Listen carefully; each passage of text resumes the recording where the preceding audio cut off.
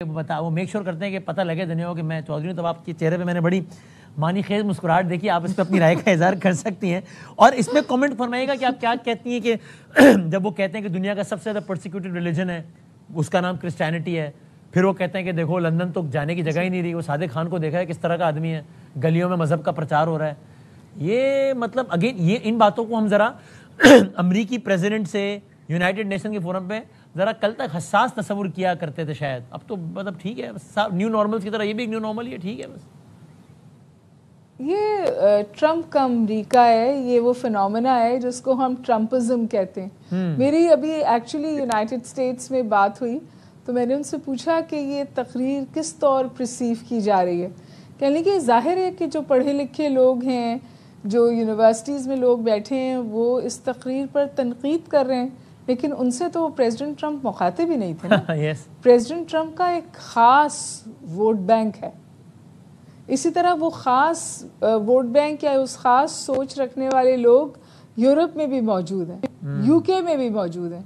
وہ تو ان سب کو مخاطب کر رہے تھے, تو وہ تو اپنے ووٹ بینک کو میں وہ امریکی انتخابات کے دنوں میں امریکہ میں تھا اور جب ٹرمپ نے اس طرح کے بیانات میں پچھلے جب پہلی دفعہ منتخب ہوئے تو میں نے پوچھا کچھ لوگوں سے, پاکستانی تھے, اور وہ کہ یار یہ کس طرح کے بیانات ہیں. انہوں نے کہا یار مطلب یہ ڈونلڈ ٹرمپ سے آپ دوسری طرح کے بیانات ایکسپیکٹ کرنا ایسی بات ہے کہ آپ شاہد آفریدی کو کہے کہ یار ذرا دیکھ کے کھیلو, یہ کرو وہ کرو, تو وہ نہ ادھر کا رہے گا نہ ادھر کا رہے گا. شاہد آفریدی اپنے انداز میں ٹھیک ہے, بس یا چلے گا یا گھر جائے گا بس. اور میرا خیال ہے کہ جی انہوں نے ایک اور خاص بہت بات کی ہے آج کی تقریر میں. میں نے کہا کہ اس تقریر میں ڈیروگیٹری تقریر تھی اور ڈویسو تھی.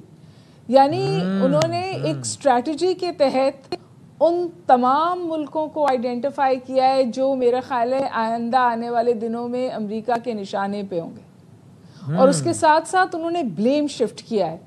یوکرین اور رشیا کی جنگ وہ ختم کرانا چاہتے تھے, اب وہ بلیم شفٹ کر رہے ہیں کہ کیونکہ رشیا کا آئل بک رہا ہے جس میں نیٹو کے ممالک بھی شامل ہیں, اس وجہ سے رشیا بلیم شفٹنگ تھی جی. چائنا فنگر پوائنٹنگ تھی, انڈیا کے اوپر بھی بلیم شفٹنگ تھی, اور پھر کرسچینٹی کی طرف بھی جو انہوں نے بات کی, یہ پھر ان کا وائٹ سپرمسٹ ووٹر ہے.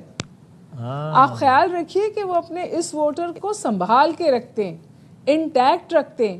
اور جب وہ اسرائیل کو جس طور سپورٹ کر رہے ہیں, وہ ایک وہاں کی بہت زبردست زیونسٹ لابی ہے جو کنٹرول کرتی ہے وائٹ ہاؤس کا راستہ اور وائٹ ہاؤس میں قیام, اور ان کے میڈیا. آج کچھ لوگ کہہ رہے ہیں کہ ان کا میڈیا ہمیں گیس لائٹ کرتا ہے, بالکل اسی طرح جس طرح ان کے میڈیا نے سالہ سال افغانستان پر اپنے لوگوں سے جھوٹ بولا. جب فائنلی یہ بات کھلی کہ جی ہار رہا ہے بری طرح افغانستان میں, اور یہ افغانستان میں دوبارہ جانے کی بات کر رہے ہیں, یہ سب سے زیادہ خلاف تھے اس جنگ کے. ہاں جی, اور وہ پچھلی انتظامیہ کو کیا تنقید نہیں کرتے رہے. ہاتھ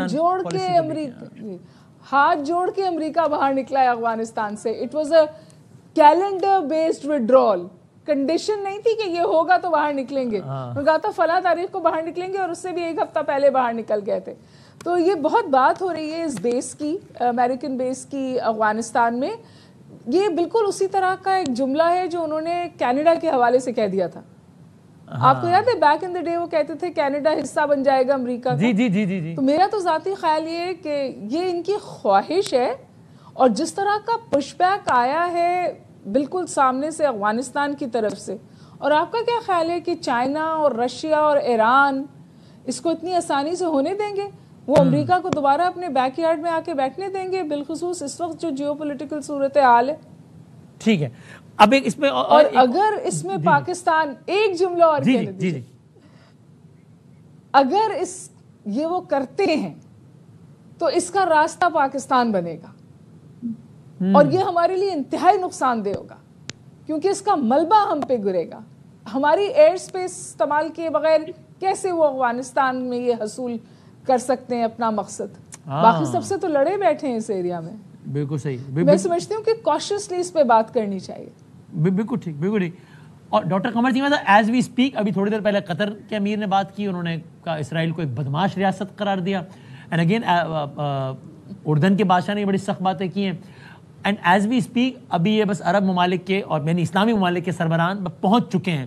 سو یعنی کسی بھی وقت اگلے کچھ لمحات میں یہ اہم ترین ملاقات کا آغاز ہوگا. اگر ویسا کچھ ایجنڈے پہ نہیں ہے، جیسا آپ نے بھی کہا کہ آپ کو نہیں لگتا کہ ایسا کچھ ہوگا کہ جناب وہ یہ پروپوزل لے کر آئے ہوں کہ ایسا کریں کہ آپ لوگ اپنی فوجیں بھیجیں، ہم اسرائیل کو نکالتے، حماس کو آؤٹ کریں، اب تو پھر یہ ملاقات کا آپ کو کیا سمجھ میں آتا ہے؟ اسلامی ممالک کے سربراہان کی ڈونلڈ ٹرمپ سے ملاقات، اس کا آپ کو کیا پھر سمجھ میں آتا ہے؟ دیکھیں یہ سگنیفیکنٹ تو ہے، یہ میں سمجھتا ہوں اٹ سیلف یہ سمبلائز کرتی ہے کہ یہ ایک پروٹیسٹ کی ملاقات ہے، پروٹیسٹ ہے، اور پروٹیسٹ یہ ہے کہ امریکہ جو ہے وہ اسرائیل کے حوالے سے کچھ نہیں کر پا رہا، امریکہ جو ہے وہ مڈل ایسٹ کے اندر امن کے حوالے سے کچھ نہیں کر پایا۔ پریزیڈنٹ ٹرمپ جب اپنی الیکشنری کمپین کے اندر تھے تو وہ کہتے تھے میں جنگ بند کروا دوں گا، سیز فائر ہو جائے گا، قیدی واپس چلے جائیں گے، تو بیسیکلی تو وہ سارے دوبارہ جا کے پوچھنا چاہتے ہیں کہ تمہارا کیا چاہتے کیا ہیں آپ۔ سو میرا خیال ہے کہ یہ ایک پروٹیسٹ والی میٹنگ ہے، اس کو آپ کہہ سکتے ہیں کہ، اور دوسرا وہ ظاہری بات ہے کچھ نہ کچھ وہ کہیں گے کہ گارنٹیز دی جائیں جیسے باقی ممالک پروٹیسٹ تو قطر کی بھی جو سوورینٹی وائلیٹ بھی تو پروٹیسٹ ہو ہی گیا تھا نا، بس ویسے ہی پروٹیسٹ ہوگا، اور ٹھیک ہے پھر وہ اس کے بعد جو ہے وہ نیتن یاہو مارکو روبیو کو برابر میں کھڑا کر کے کہے گا کہ بھائی جان قطر سمیت جہاں بھی مارنا ہوگا ہم تو ماریں گے، یہ ایسے ہی ہوگا، تو یہی ہے نا پروٹیسٹ، یہی ہے بالکل ایسے ہی ہے۔ میں نہیں سمجھتا کہ اس میں کوئی ایسی چیز ہے جو اس سے آؤٹ کم نکلے گا۔ اگر آپ کو بتا سکے کہ وہ کیا آؤٹ کم ہوگا، کیا ڈونلڈ ٹرمپ کیا کوئی جنگ بند کروا دے گا، کیا ڈونلڈ ٹرمپ جو ہے وہ نیتن یاہو کو خاموش کروا سکتا ہے؟ دیکھیں امریکہ کی ریپوٹیشن بڑے ریپبلکنس ہوں یا ڈیموکریٹس پوری دنیا میں، ود ان امریکہ اور پوری دنیا بڑی خراب ہوئی ہے۔ امریکہ جس رولز بیسڈ آرڈر کی بات کرتا تھا، جن ویلیوز کی بات کرتا تھا، وہ ساری کی ساری جو ہیں وہ امریکہ کے جو اسکالر، پروفیسر، میڈیا جو ہے وہ سمجھتے ہیں کہ انہوں نے کمپرومائز کر دی ہیں۔ دیکھیں یو این جنرل سیکرٹری کہتا ہے 300 سے زیادہ جو ہیں وہ یو این کے لوگ مارے جا چکے ہیں، میڈیا کے لوگ مارے جا چکے ہیں بڑی تعداد میں، سینکڑوں کی تعداد میں۔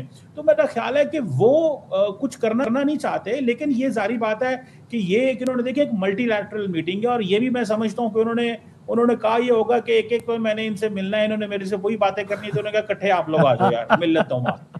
Frankly speaking other than that مجھے یہ نہیں لگتا کہ بھائی آپ 7 لوگوں سے میں کیوں ملوں، میں نے کہا سارے اکٹھے آ جاؤ، آپ کا پروٹیسٹ سنوں گا، ریکارڈ کر لوں گا، لکھ لوں گا ڈائری میں، اور میں ایک اسٹیٹمنٹ جاری کر دوں گا میرے ان سے بہت اچھے تعلقات ہیں، یہ ہے وہ ہے، اور اسرائیل کے اوپر وہ ایک ورڈ نہیں بولیں گے۔ تو میرا خیال ہے کہ وہ میجر صاحب اس پر آخری بات سر آپ کر دیجئے، اس پہ کہوں میں بات تو سچ ہے مگر بات ہے بس وہی والی جو ہے زاہد صاحب جی جی کہنے گا تسی کھٹے آ جاؤ یار، ٹھیک ہے چلو ٹھیک ہے ختم کریں۔ جی پریزیڈنٹ ٹرمپ جو ہیں وہ پلس لیں گے یہاں سے۔ دیکھیں پرابلم یہ ہے اس وقت، ایشو یہ ہے کہ ایک ہے ڈیٹرنس، جو اسرائیل ڈیٹرنس سے آگے اب ہیجمونک موڈ میں چلا گیا ہے۔